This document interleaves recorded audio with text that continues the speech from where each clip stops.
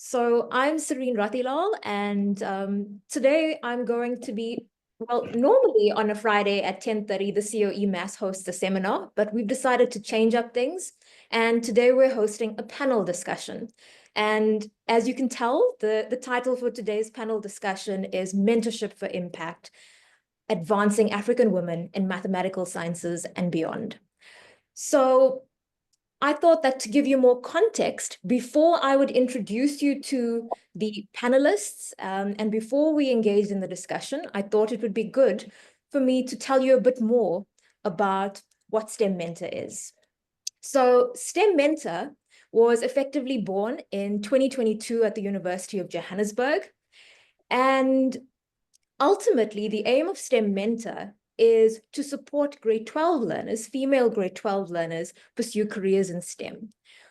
We essentially do this by identifying learners who are nominated by their teachers, and we then pair each of these successful learners who are selected with an academic mentor from the university division that they're selected to join.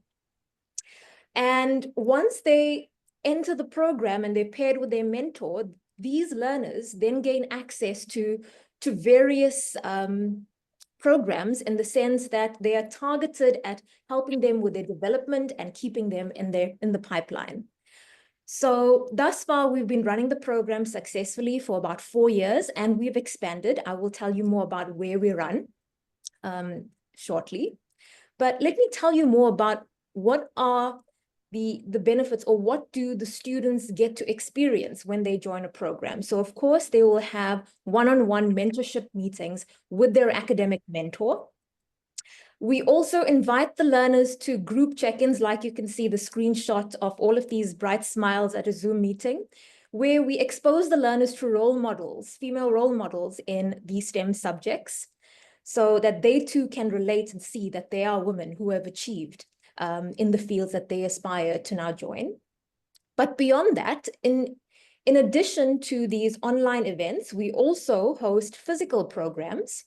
And what we do at these programs is we assist our mentees with applying to universities and for funding applications through our partners. We also give them a holistic experience. So we don't just focus on academia, we also want to take care of their emotional and mental well-being. So we also engage with psychologists who assist us, as well as the divisions at each university that assist us. And we also focus on mental well-being. When they visit each university, of course, they get to do campus tours, but what's crucial to their visit is also doing a career assessment, which takes place each year. And as you can see from the photos, we do other fun experiments or any type of activity that suits that university cohort's needs. And what's been successful for us lately is mentor shadowing, where our mentees get to shadow their mentor for about 3 to 4 hours in a day to see what their day in a life is. So currently, our program runs at 7 South African universities, and bringing such a program together takes a lot of people to make it work. And so STEM Mentor is managed by its management council, which comprises of its director, Dr. Lungile Sitole. She holds a PhD in biochemistry, and she is currently based at the University of Cape Town.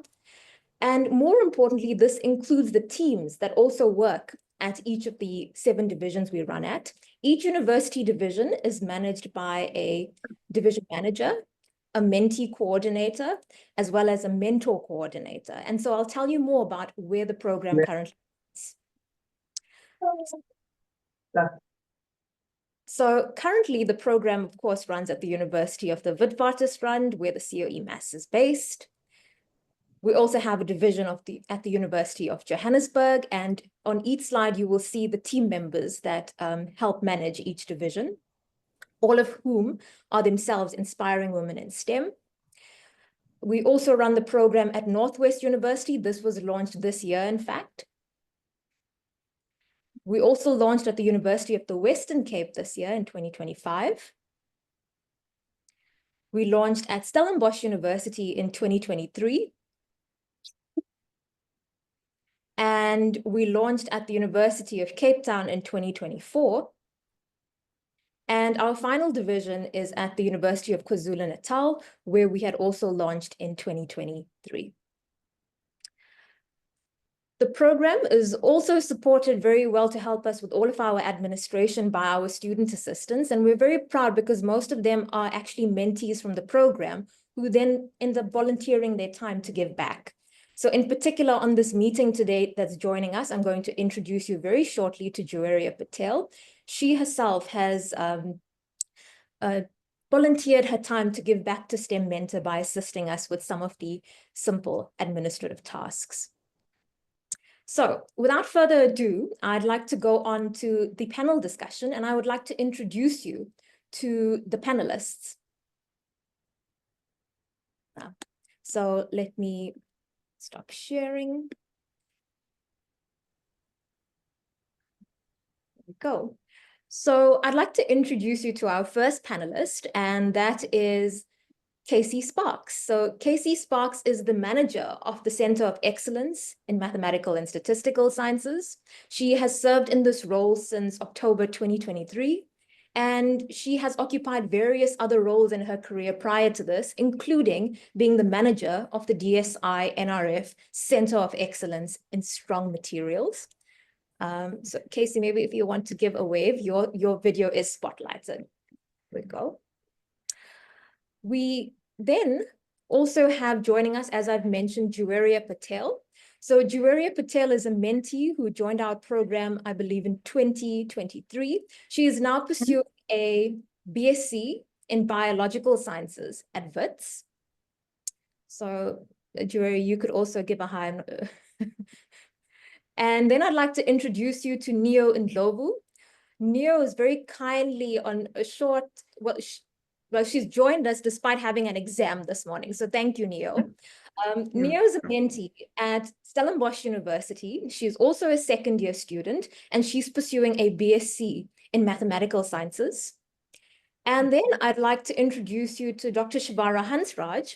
Shavara is a lecturer at Stellenbosch University in applied mathematics. She holds a PhD in applied mathematics, and she specializes in black holes and gravity. I'm sure I got that right. You can correct me. So Shavara is also the mentee coordinator for the Stellenbosch University division. And prior to joining Stellenbosch, she was based at UKZN, where she also contributed to launching STEM Mentor at UKZN, and has also served in the capacity of a mentor, so serving many roles. So we're very glad to have her join the panel today. Yeah.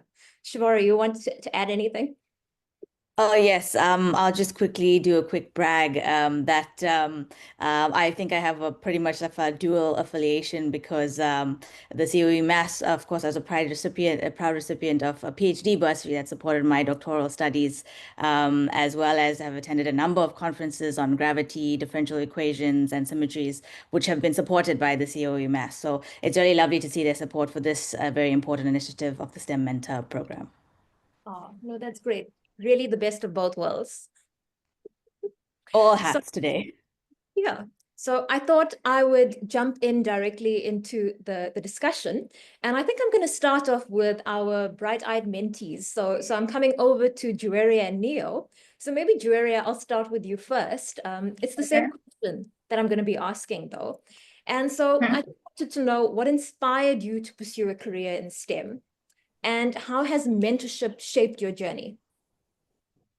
So, as far as I can remember, I was always very curious about the world around me and how it works, especially the little things that make us up. And pursuing a career in STEM has given me the opportunity to work with this curiosity and have a lifelong journey of learning and carry on understanding and contributing in my own little way to our understanding of the world around us. And growing up, I didn't see a lot of people who looked like me in STEM, but being in STEM mentor made me realize that anyone can belong in STEM. You have your place in STEM and it's for you. And mentorship helped me realize that despite the challenges and the mistakes I make, I can always belong here and I just need to get up, persist, be curious, and I'll be okay. And would you like, are there any challenges that you want to mention that the mentorship helped you navigate? Uh, it has opened my eyes to the importance of networking in a STEM career and gave me a lot of confidence to network with people, to put myself out there, to promote myself. Yeah. Oh, thanks, Joeria. It's nice to hear that feedback. So, Neo, we hope the exam went well this morning. Yes, it did. It did. Thank That's you. great. Yeah. So what about you? What inspired you to get into a STEM career?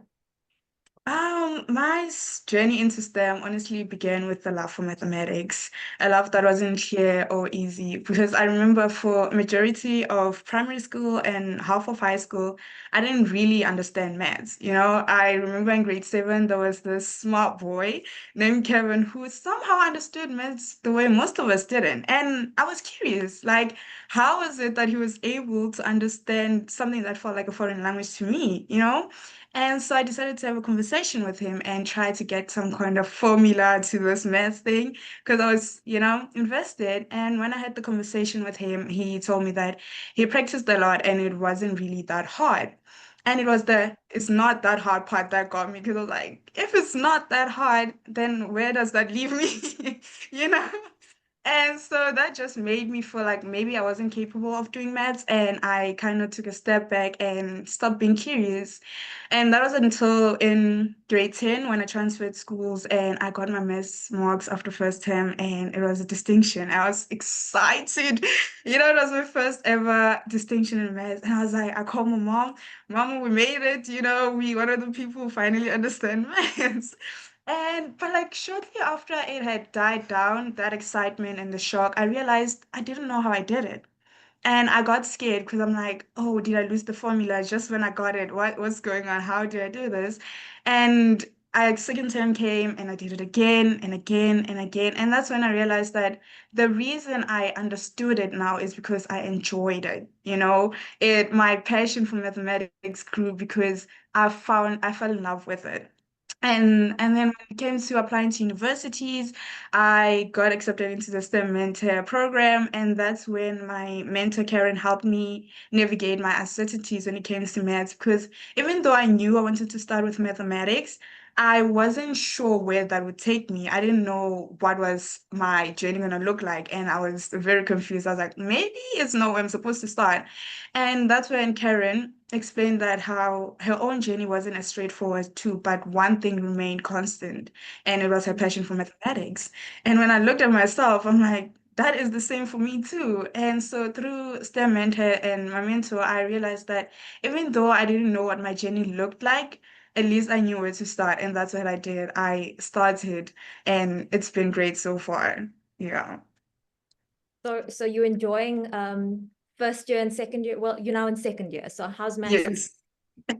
Oh, I'm loving it. I took an extra module this year, which is abstract maths, and I think I'm kind of finding what side of maths I'm truly passionate about. In first year, you just throw it into calculus, and I enjoyed it, but it wasn't really feeding my soul the way high school maths did. And when I took abstract maths this year, I found that passion again, and it started burning. So I'm really enjoying it in second year. Yeah. Oh, so good to hear. Okay. Yeah. I'm coming over now to Shavara. So Shavara, what motivated you to become a mentor and get involved in STEM Mentor? Because I mean, you've basically been doing this for a few years now. And also, how has your role in STEM Mentor impacted your career? Or has it impacted your career? I think 100%. I must admit that initially I didn't really think of myself, in the role of a mentor because I think as a young academic, you're so, laser focused on perhaps your own career and you don't really realize the kind of maybe experience and knowledge that you generated that you can start, giving back. So it's almost like you're in a position where you feel like you're looking for a mentor and not necessarily realizing you can be one. And I think a lot of us also have the idea or rather the the desire to help out. And that's so evident. It's so evident in how when we approach mentors for this program, how readily they just accept to give off their time voluntarily to the program. So there are lots of people out there that want to contribute and make a difference, but perhaps just like me, they didn't know exactly where to apply themselves. And this was a very natural fit when, I was approached to be a part of the program, which was a very easy yes. And I remember when it happened, Serene had just come to UKZN, and she sat me down and told me about the program, which I thought was a wonderful initiative. And I said, all right, so we'll work together, building it for next year. And she said, no, not next year, right now. We're going to do it right now. And I said, oh, okay, well, some of the year has gone by. Maybe we want to, save it for next year. And she said, but then we would be, robbing some young women of the opportunity of being a part of this program and getting the help and assistance they need. And I think that I've taken, a leaf out of that book. And I really do think that the mentorship role is one that has been very impactful on many of the mentees, just in general, the ones that I have had, as well as a larger, a larger group of mentors. But of course, it's not only a benefit to them. I think their benefits are probably, very visible on the surface, how it benefits the students. Obviously, they have these open conversations with their mentor to better themselves. But for a mentor, of course, this plays into things like performance management, as well as, award nominations or departmental activities. This contributes to your portfolio, to your CV. And another thing is that now that the program has been a few years, it's so lovely to see that some of the girls are reaching the stage where they are considering postgraduate studies now that it's been 3 to 4 years that it's been running. So this could perhaps feed into supervision, as a natural kind of transition to that. And then I think also it just contributes to an individual having just more information, a more well-rounded individual to the general ecosystem of things, who knows how to make wise decisions that are supported by all this information. And I think it's so important for young girls to kind of see someone else living their dream. There are many ways, of course, to reach the end goal, and of course, no one's to say that no one can make it even without the help. But it's always just better to have someone by your side or someone in front of you really saying, "Come on, up the ladder you go," and help them up there. So I think it's definitely impacted my career in various ways, and it continues to shape it. Oh, that's so good to hear as well, Shavara. I mean, and you shared so many insights from like when you joined the program to like the evolution. So thank you.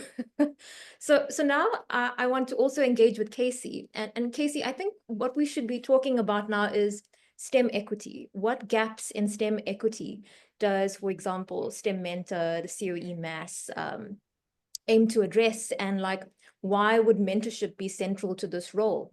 So for example, in the context of STEM Mentor, we want to address these critical gaps in STEM equity, that hinder the participation of women in various forms or spaces. Women typically have been underrepresented in the sciences. I mean, recent statistics show that like no more than 13% of women occupy roles in leadership, for example. And one of the goals of STEM Mentor is to essentially reduce the gender gap and to provide opportunities for women in STEM, to advocate for women, to showcase them, and to show young girls that they are role models out there.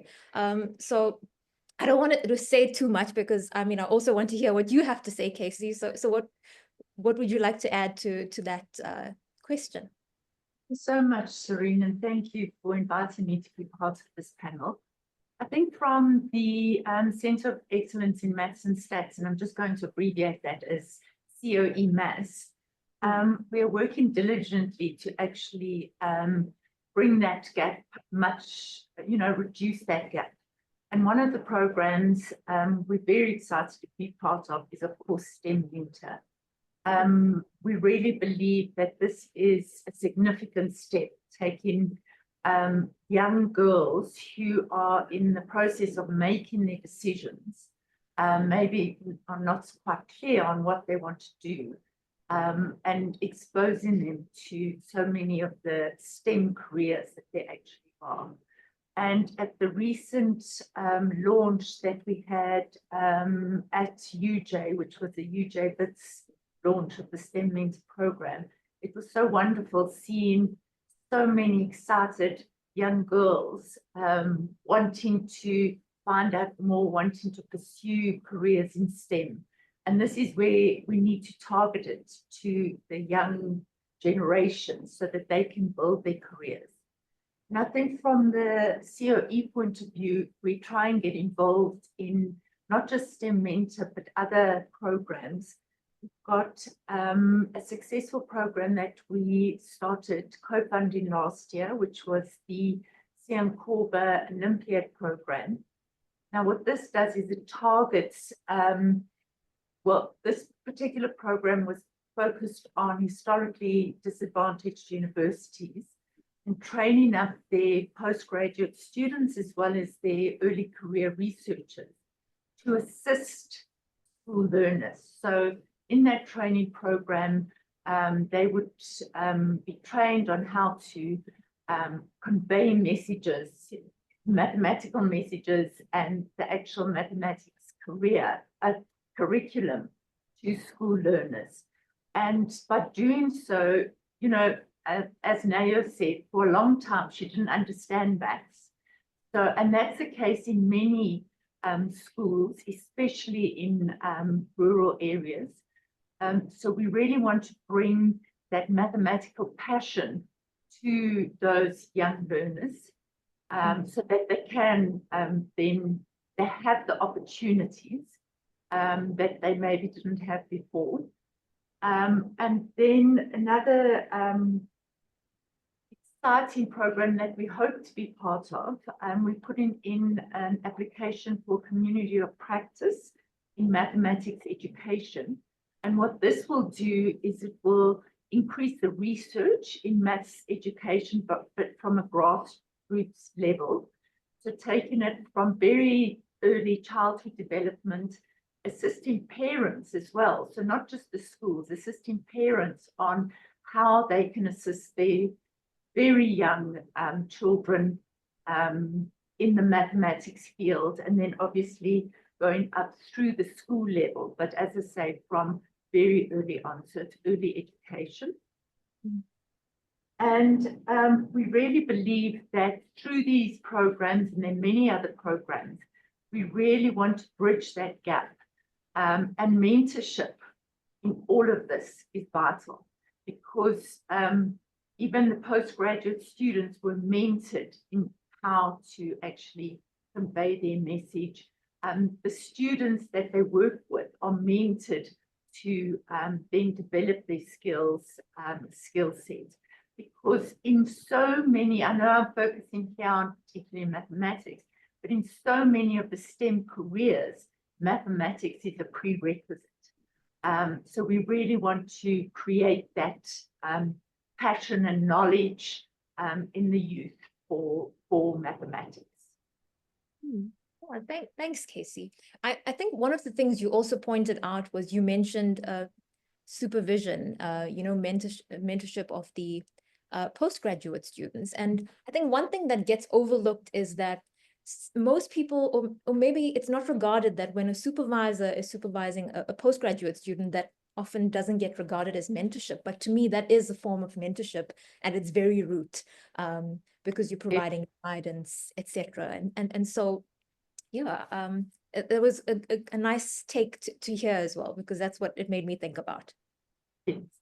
And I think those supervisors, in the most part, are really passionate about what they're doing in their field, and they want to bring that passion to their postgraduate students, whether they're going to be pursuing a career in academia or in industry. They just get that passion for what they're doing, and I think that's very important. And it was also mentioned, I can't quite remember who it was, but that the fact that you may learn a particular thing, but then you develop a passion for something else. And even if you have a PhD and then go into industry, you might deviate slightly, but you still have that passion. And wanting to learn more. Yeah, 100%. Yeah. I now want to talk about how could programs like, for example, you mentioned CoE-MaSS, the community of practice, and of course now STEM Mentor. How can these programs, including mentorship in particular, amplify the work of research hubs like the CoE-MaSS? Like for me, from my perspective, from STEM Mentor, we're all about building the talent pipeline. We are identifying these learners that want to pursue careers in STEM, and we are helping guide them and streamline this process, provide them with a springboard. And right now, we already have our mentees who first started off in 2022 are now third-year students at university, most of whom want to pursue honors next year. And probably they're going to want to go on to pursue masters and PhDs. So for us, we've got this pipeline that's now starting to emerge all the way up to PhD level. And I can see that this is definitely going to amplify the work, for example, of the CoE-MaSS or other research hubs of this nature, because our learners are going to be actively engaging with research once they reach these levels of studies. Do you have any other thoughts on that, Casey, on how these programs could help amplify the work that the CoE-MaSS does? Definitely. Thanks, Serene. So as you mentioned, the participants that started in the earlier STEM mentor programs are now reaching almost postgraduate level. Mm-hmm. And the the Center of Excellence, we fund first for postgraduate students.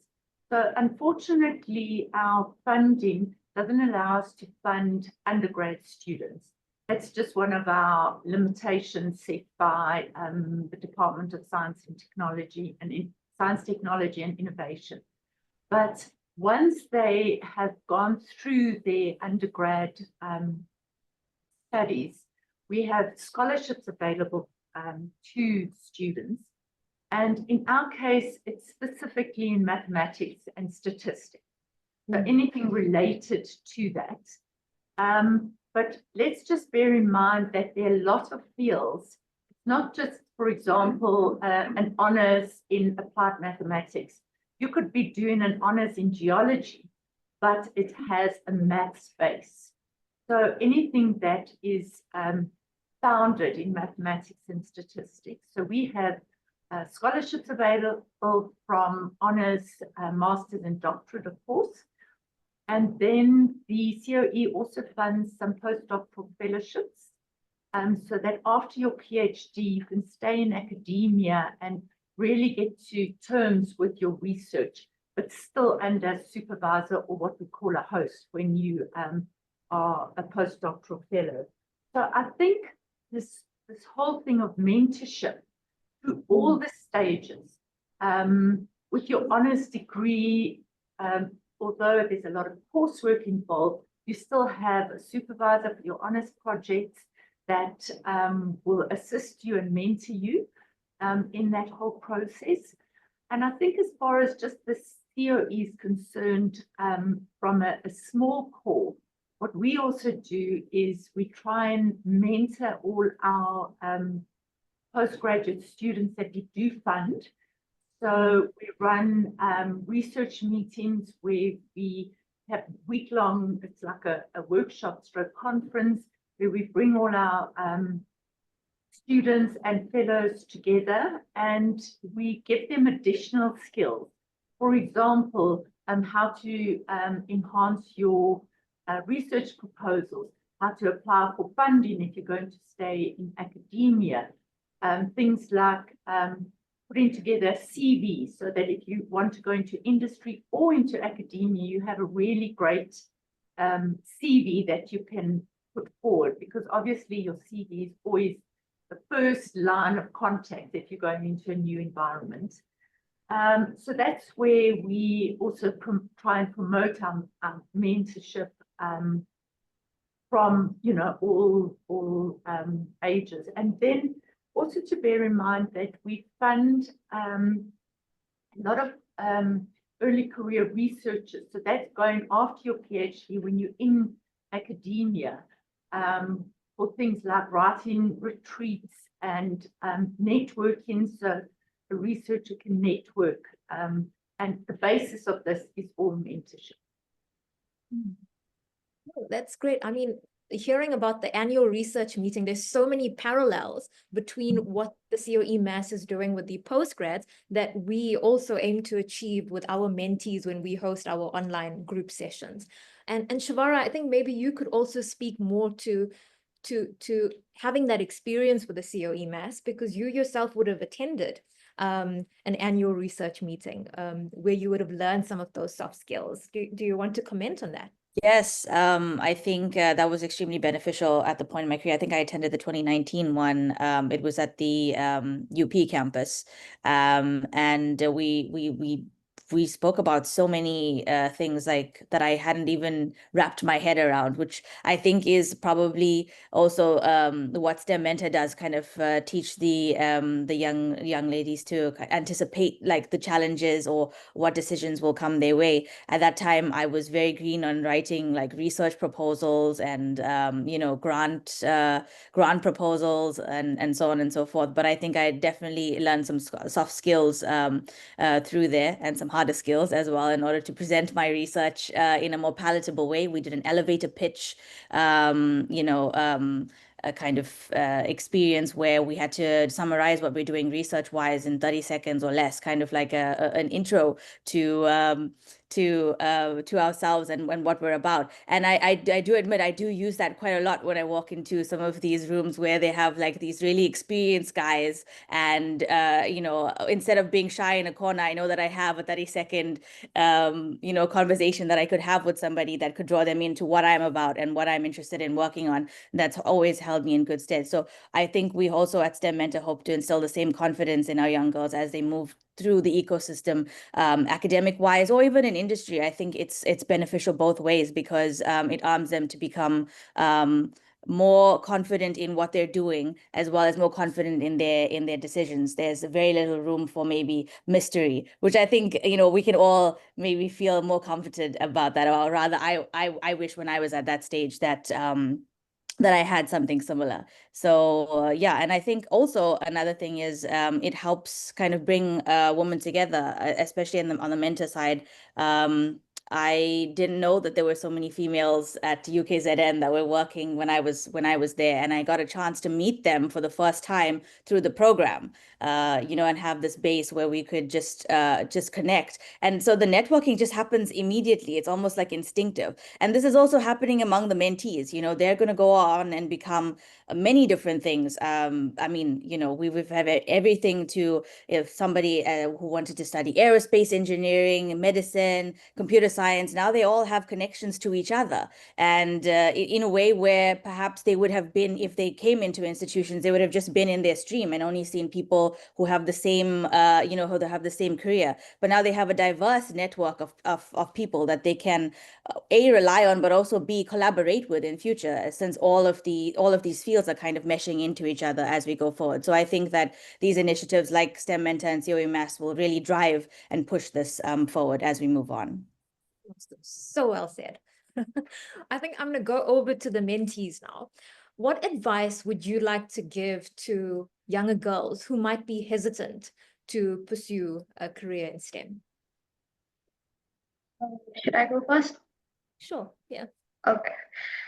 So, based on what I've experienced in my few years in STEM, I realized that you don't need to be perfect. You don't always have to have everything 100% done. You might be sitting in a lecture and you don't understand what's happening, but as long as you persist, as long as you're curious, you remember why you're here, you can get there. You put in the work and you'll be fine.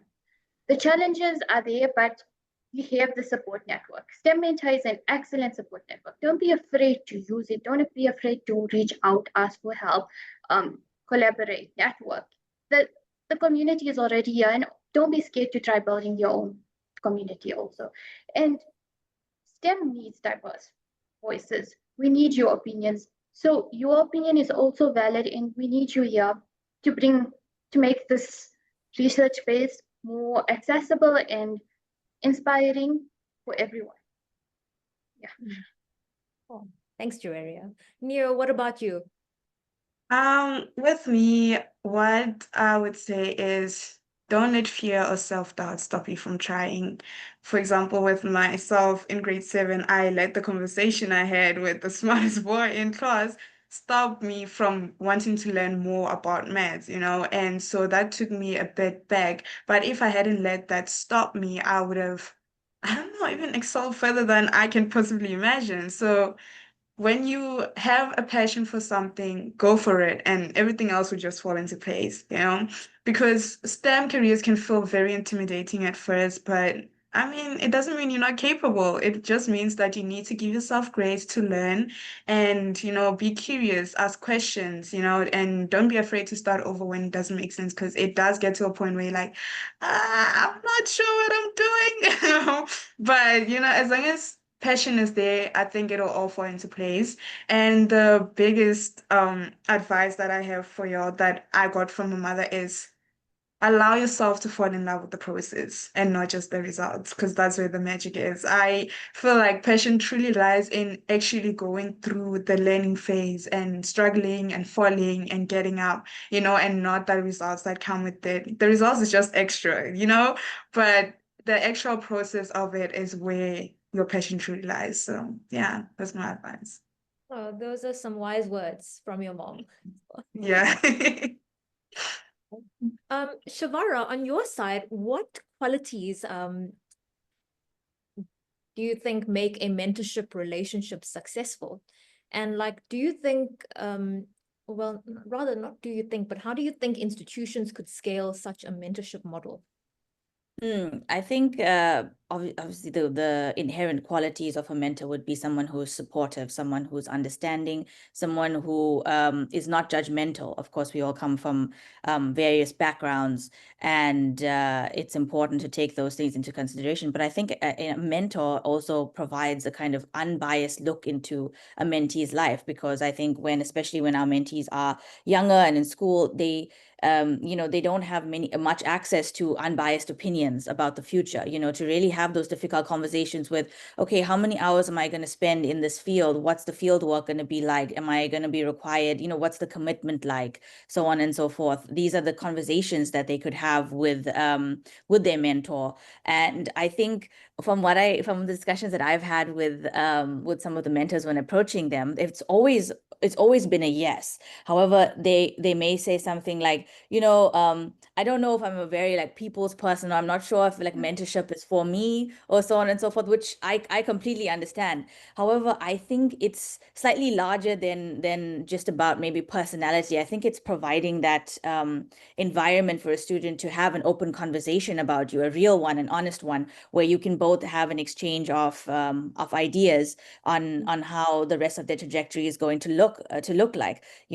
Perhaps they will discuss some qualities or strengths and weaknesses that they have, and then you can better shape that or give them ideas on how they can better themselves or improve themselves, just based on maybe experiences that you have, or if maybe you find that your mentor has other interests, you can help them with resources to get the answers to those questions from your own network. I've had that personally happened to me, where my first mentee was, she was really interested in astrophysics, which is a field that I actively work in, but she also had a passion for chemistry, and she asked questions on both ends. And so I did consult some of my friends in the chemistry department and have them answer some of the questions. And she ended up going into a chemistry program at the end of the day, and that's completely fine. It's more like you guided somebody to the right decision at the end. The mentorship has achieved its purpose. So it's more of you're grooming them not to be you, but just to be a more informed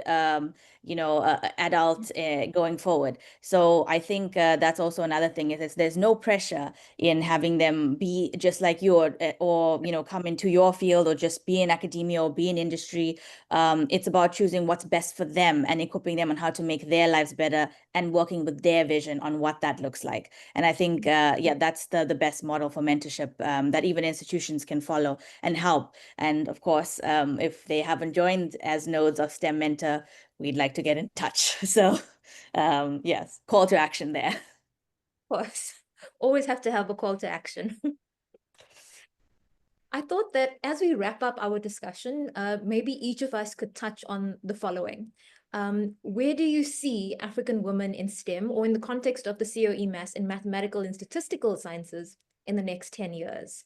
And for example, what roles would like partnerships between organizations like STEM Mentor or Siankoba that Casey mentioned play with CoE-MaSS and others? So that's what I want to tackle. Like, where do we see African women in STEM? From my perspective, I mean, in terms of STEM Mentor, once again, our mentees our current cohort of mentees who are now third year, in 10 years' time, they would have, if they were aiming to pursue PhDs, then hopefully in 10 years' time, they would have then graduated with PhDs, or they would have been occupying spaces in industries. And for me, I would envision that African women in STEM not just be participants in things, but they should be the leaders, the innovators, and like the architects of Africa's scientific landscape. That would be the goal. So for me, it's all about ensuring from the STEM Mentor perspective that our pipeline has no leaks, that our mentees, end up achieving that which they set out to do. That is the ultimate goal. I'm going to go over to Casey now. What's your take on that question? Thanks, Serene. Definitely, I have the same vision for our young African women in STEM. I think it's so important to have role models that the youth can actually aspire to.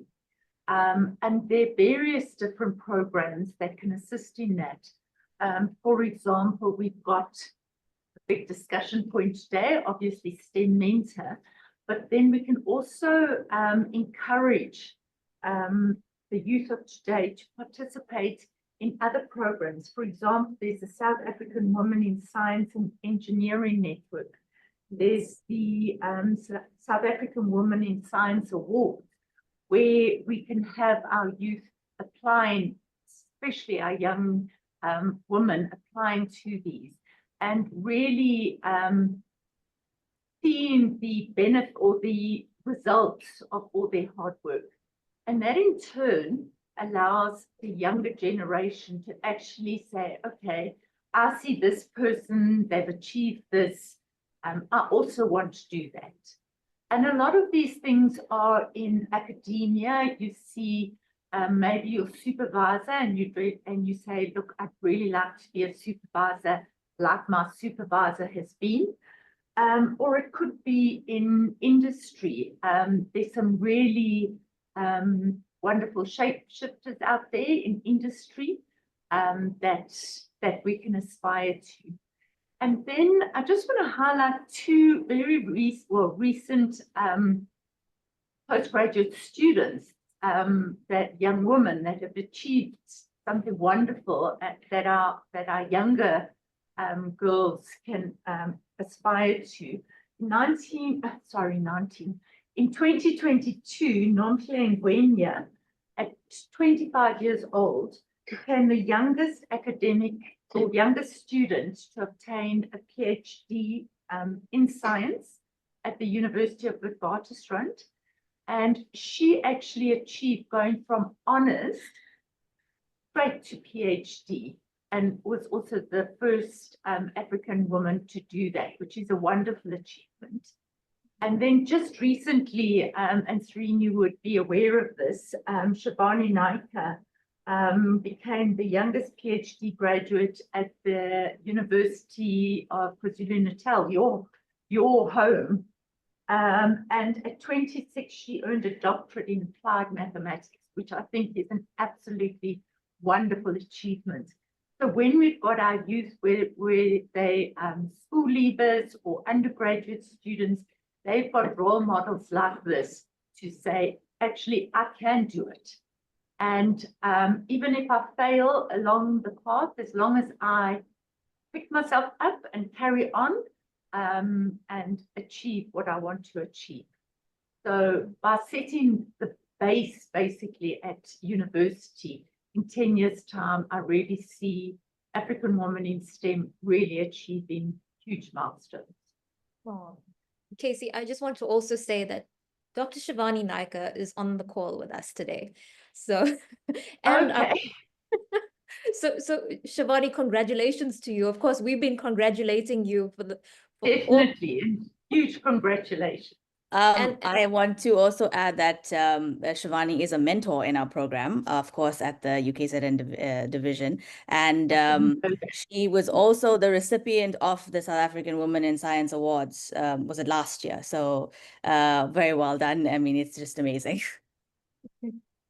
Hi, everyone. Thank you so much for the lovely messages.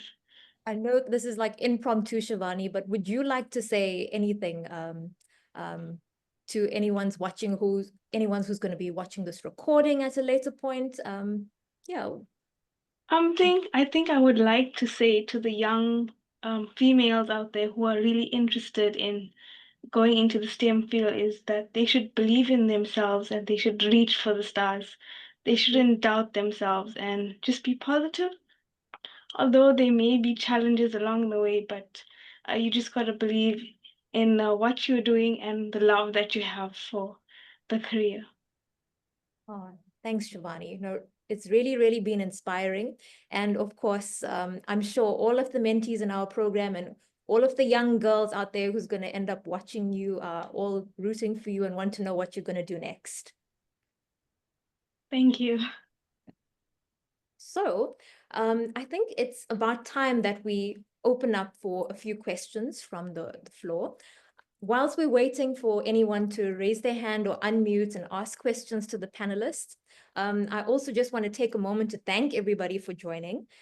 We had quite a number of online participants joining us today, so thank you for that. And I do know that in particular, we had some colleagues joining us from Sol Plaatje University, who had taken an interest in STEM Mentor, as well as colleagues from CUT and WSU, Walter Sisulu University. So thank you to everybody who have joined.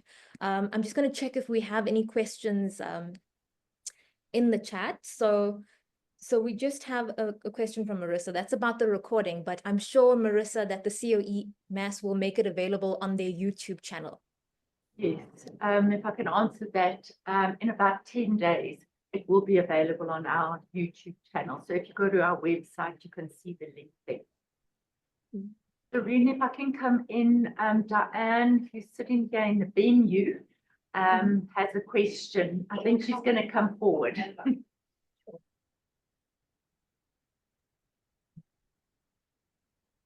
Hi, Serene. Hi, everyone. Hi, Shavara. Hi, everyone I don't know. Just for those who don't know me online, I'm the Communications and Events Officer for the Centre of Excellence. Serene, if anyone's watching today from a university, like you mentioned, Sol Plaatje and a few others, if anyone's watching today from an organization or a university that's not one of your divisions, but is watching this now and going, oh, this is quite something, what would you say to them? Not necessarily in terms of motivating, like what does that make sense? Like, Oh, okay. because you want it to grow. I mean, it's going to anyway, but I'm wondering if this isn't a really nice platform for you to maybe say something to anyone who's joined. Of course, no, thank you for pointing that out, Diane. Yeah. Look, our aim at STEM Mentor is to actually have this program run at all 26 public universities in South Africa. That is our ultimate goal. We want to be able to reach every girl, regardless of where they are based, and have this program have a profound impact on them to help nurture them and take them through their journey in a way that's as smooth as possible. So to any of the colleagues who are joining today and you would like to know how we can get STEM Mentor to your institution, please feel free to reach out to me directly or any of the colleagues that are part of STEM Mentor. We would be more than happy to schedule a time to chat to you, to discuss how we could plan a way forward to bring STEM Mentor to a university near you, because ultimately that is our goal. Of course, there are a number of things that we need to have in place to have a program like this run at any university. And that would, of course, mean having a team. So we need women in STEM. who want to come on board to join us on our journey. And of course, along with that, although we don't usually like to people don't like to mention about all of the funding that goes into something, but STEM Mentor does indeed need sponsorship, support, and funding to help the program run. So if you'd like to know more about it, if you'd like to give back to the community by using STEM Mentor as an instrument to do so, please do get in touch with us. We definitely want to be in touch with you too. Yeah. Yeah, so